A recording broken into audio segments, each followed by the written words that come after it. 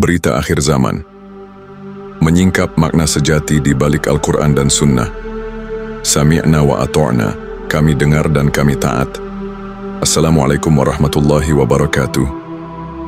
Saudara-saudaraku sekalian, kita berada di sebuah persimpangan zaman. Banyak yang mengira bahwa Islam adalah sekadar ritual dan dogma, dan banyak yang sibuk meramalkan akhir zaman berdasarkan hadis-hadis yang dipahami secara literal. Namun, percakapan kita telah menyingkap sebuah kebenaran yang jauh lebih dalam. Mari kita mulai dari hadis yang sering dikutip, apabila amanat disia-siakan, tunggulah kiamat. Seringkali kita memahami ini sebagai peringatan umum, seperti menempatkan seorang mekanik menjadi dokter. Namun, apa yang terjadi jika amanat ini adalah amanat terbesar, yaitu kepemimpinan umat?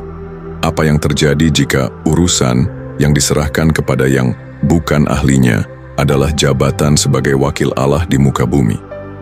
Skenario yang terbentang adalah ini. Para pemimpin yang ambisius, yang haus kekuasaan dan hanya melihat dunia dari kacamata keuntungan ekonomi, akan menolak pemimpin yang diutus Allah, Imam Mahdi yang asli. Mereka menolaknya karena Imam Mahdi tidak datang dengan pedang, tidak menjanjikan kekuasaan duniawi, dan tidak sesuai dengan kriteria yang mereka ciptakan. Karena penolakan itu, mereka menciptakan kekosongan spiritual. Kekosongan inilah yang akan diisi oleh sosok penipu ulung, Dajjal.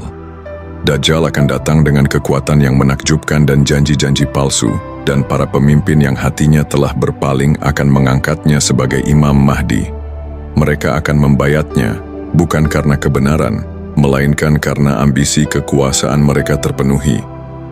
Inilah inti dari penyia-nyiaan amanat terbesar. Namun, di tengah semua kekacauan ini, terdapat sebuah kekuatan yang tak terkalahkan.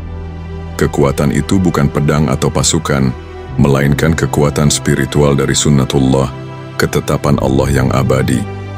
Sunnatullah ini memastikan bahwa estafet kerasulan tidak pernah terputus.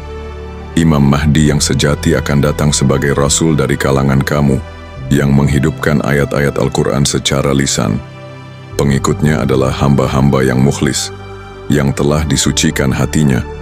Mereka tidak tergiur oleh janji-janji Dajjal, karena hati mereka tidak terikat pada dunia. Dajjal tidak memiliki kuasa di hadapan mereka karena ia hanya bisa memanipulasi mereka yang hatinya telah berpaling. Maka, kunci untuk melewati fitnah akhir zaman bukanlah dengan meramalkan peristiwa, tetapi dengan memegang teguh pada Sami'na wa ato'na, kami mendengar dan kami taat. Mendengar Al-Quran yang dibacakan dengan ruh dan menaati Rasul yang membawakannya. Dengan ketaatan ini Allah akan menjadi pelindung yang nyata bagi kita.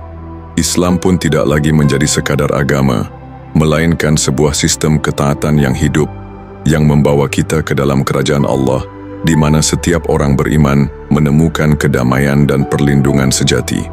Wassalamualaikum warahmatullahi wabarakatuh.